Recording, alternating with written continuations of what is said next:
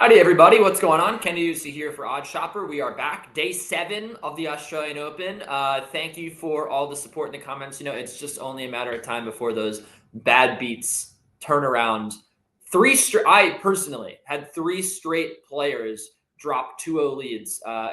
Players that I was on the money line drop 2-0 leads and lose in 5. And I thought, for the life of me, that Hurkacz was about to drop his 2-0 lead and lose, and so was Khachanov. And, I mean, mind you, Sebastian Korda as well, right? It seemed like 3 simultaneous 2-0 collapses were happening.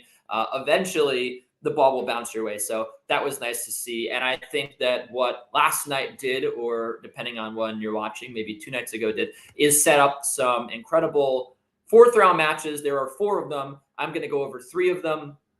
I will just get out of the way. The one that I am avoiding is Yuri Lehechka and Felix Auger-Aliassime because I see absolutely no value there. I think Felix will win. I'm not sure how comfortable it'll be. Lehechka played pretty solid against Norrie. He also had some bad lapses. Norrie also played badly. Just a match I'm completely staying away from. I see no value in. But I do see value in some other matches, and we will talk about this one first. Hubert Hurkacz, Sebastian Korda, 2 guys that have met once before. And wow, this is a fun little background we got going on here. I don't remember that from the other episodes, or maybe they were there and I just forgot. At any rate, Hubert Hurkacz owns the head-to-head here. As you can see, 1-0. They played in Delray Beach just about 2 years ago. Delray Beach is like a February tournament, so that was almost 2 years on the dot. Now, back then, Sebastian Korda was not nearly the same player. He has more experience now. He's beaten Carlos Alcaraz on clay. He just beat Daniil Medvedev. Last week, he had a match point against Novak Djokovic. This is a guy that has elevated his game. He is incredibly talented, and he's found a way to win matches, win big matches, perform in big spots. And while he has still had some issues with nerves, he's been able to showcase that he is supremely talented and someone who's going to win a Grand Slam one day. And I think that is now very evident based on the fact that he was able to handled the moment so well last night and hit some incredible shots. Now, when you look at the form here, Hubert has gone through 2 straight best of 5s. I thought that the Sonego match, I thought Sonego played a pretty solid level, but definitely handed him an easy break in the 5th set. Same thing happened with Denis Shapovalov here. Shapovalov came back on Hubert. Frankly, as someone who was on Hurkacz, as someone who faded Shapovalov, I thought that in all 5 of those sets, Shapovalov outplayed Hurkacz, and Hurkacz just stayed steady, let the mistakes happen, let Shapovalov donate the breaks. But in the middle of that match, he was struggling to hold serve, and frankly, both men were struggling to hold serve, which was shocking given the fact that when they're on, both those guys are some of the best servers on tour. So that was surprising, and I think that gives me a lot of confidence here in Sebastian Korda, someone who has, Kristen Garin and Yuta Nuki are not household names, but those are guys that have been playing some decent tennis at the Australian Open. Obviously, the win over Medvedev, he played a sublime level. Look, breaking the big serve of Medvedev is hard to do. Korda returned very well. He was crushing some returns to the baseline. So that gives me a lot of confidence that he should be able to handle Hurkacz here. I think he should win this match. Look, you want to lay 1.5, you want to lay 2.5 games. I think that should be okay if you want to lay 2.5 games. But with that said, I think it is very worth it here to drink the juice. Minus 160. There are minus 160s out there in Sebastian Korda. I recommend taking that bet here because I think he is the more solid player. I think that he's just going to win, and I think you don't want to complicate things with. Although I just mentioned that Hurkacz was not able to handle hold serve very easily. I don't think you want to complicate things with a big server. Korda wasn't. He wasn't serving. It's hard to figure out if he wasn't serving well or Medvedev was just relentless on the return like he always is.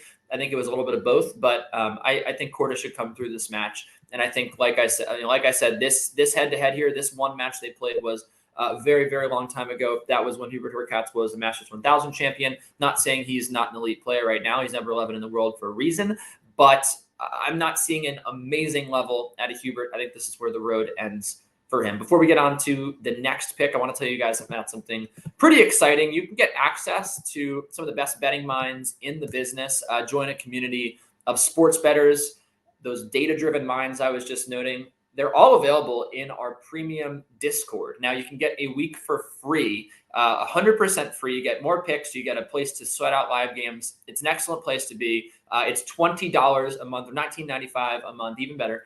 Afterwards, after that first week free, you can use this link in the description to get access. I highly recommend taking advantage of this deal. It's an incredible offer, and I think that it'll pay dividends in the future. Some plenty of great data-driven betting minds in all sports that I rely on here. So definitely want to check that out. One of the things you're definitely also going to want to check out is this match. Not this match, because we already talked about that. But as we move forward and talk about Stefanos Tsitsipas and Jannik Sinner, who played an absolute banger in Rome. They played a banger in Rome again in 2020. And last year at the Australian Open, everyone was very excited about this because, as you see here, Tsitsipas owned the 2-1 head-to-head on clay. They played a couple of close matches, and we were excited to see what would happen here on the hard courts in Australia. Jannik Sinner came in as the favorite. He looked really good. Stefanos Tsitsipas looked like he was lost after that. Really, after a year of misery following that Roland Garros defeat. And what did he do? He came out and wiped the floor with Sinner, 6-3, 6-4, 6-2 in the quarters to advance to the semi, where he would lose to Daniil Medvedev. But nonetheless, he kind of owns Jannik Sinner. You see this 4-1 head-to-head. Stefanos Tsitsipas is a guy that plays a big boy game. He had to go up against Talon Griekspoor, a player that was serving huge, handled it with ease. Handled Quinton Alice, another big server, with ease. Handled Rinky Ichikata, a good returner, with ease. The thing with Jannik Sinner that can really be off-putting is that he can just hit you off the court. He can serve you off the court. That forehand is absolutely lethal. But Tsitsipas, you see here, dating back to the exhibition, he's won 10 straight matches. He has not lost yet in 2023. I am pretty impressed with his level. I watched him. I have to admit, I have not watched him a lot at the Australian Open, but I did watch him almost every match at the United Cup. And what I saw was an incredibly, I don't know what the word is, maybe enthusiastic Stefanos Tsitsipas, someone who just looked like he was brimming with confidence, great energy from Steph. And you can trust me on this because I am someone who does not like Stefanos Tsitsipas. I've been known to fade him in plenty of spots, but I have to admit, I thought he brought an excellent level at the United Cup against Matteo Berrettini, Borna Coric. A lot of these, Borna Coric, a guy who owns Stefanos Tsitsipas in a head-to-head. David Goffin, Dimitrov, who had a nice win as well in the United Cup. The bottom line here is I think he's playing excellent tennis. He's playing clean. He's hitting clean. And I think he has just as good of a shot to win this tournament as anyone does.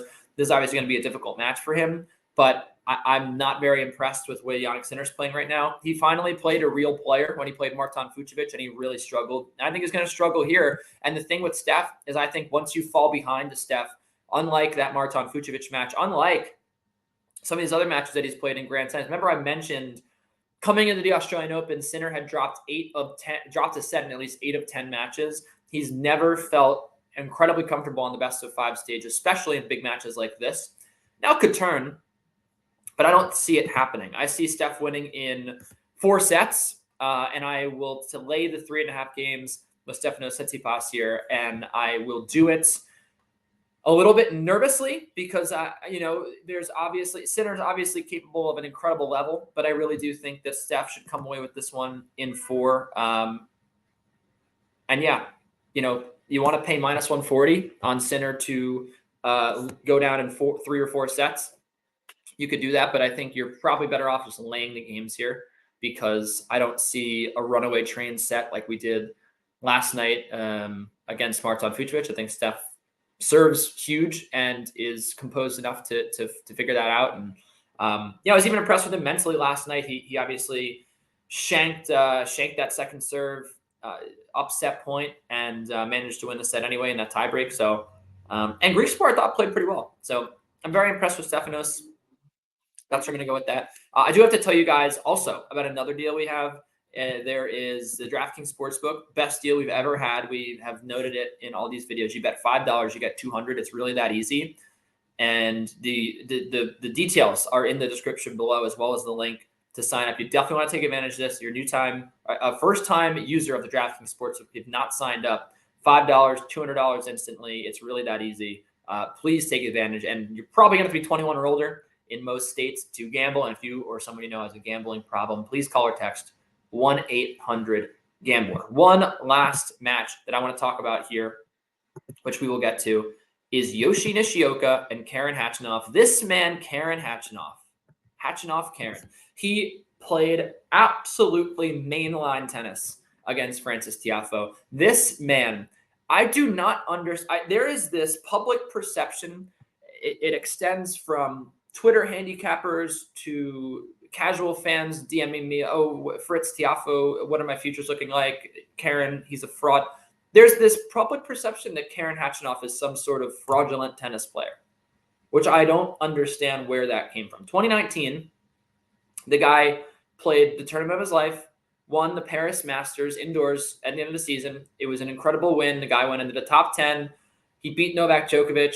It looked like he was destined for greatness. And ever since then, he hasn't achieved something quite that nice. He hasn't won a Masters. It had really been a struggle for him to manage those expectations. Had some bad losses, known to lose to some bad players. But over the last year, we've seen a much different Karen Khachanov. He made the semis at the U.S. Open, or really last 2 years. The year before that, he made the Olympics. He went to the Olympics. He won the silver medal. And one of the guys that he beat in the Olympics was Yoshi Nishioka in a 3-set affair. He dropped the first and then just cleaned house with Nishioka. And that was sort of a continuation of what we had seen throughout their head-to-head. Obviously, exhibitions we don't really care about, but at the Australian Open in 2019, when Khachanov, that was the year that he ended up playing probably the best tennis of his career, beat Nishioka in 3 easy sets.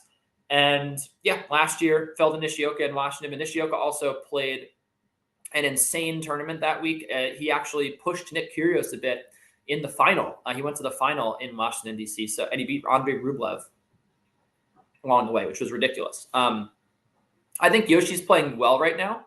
I don't think he's playing this well. And if you watched him play against Mackenzie McDonald, you saw a guy struggling a little bit to hold serve at times, made a meal of that first set, really had a lot of opportunities he didn't take.